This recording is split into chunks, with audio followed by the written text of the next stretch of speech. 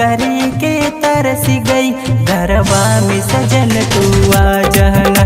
मन प्यार करी के तरस गई, घरवा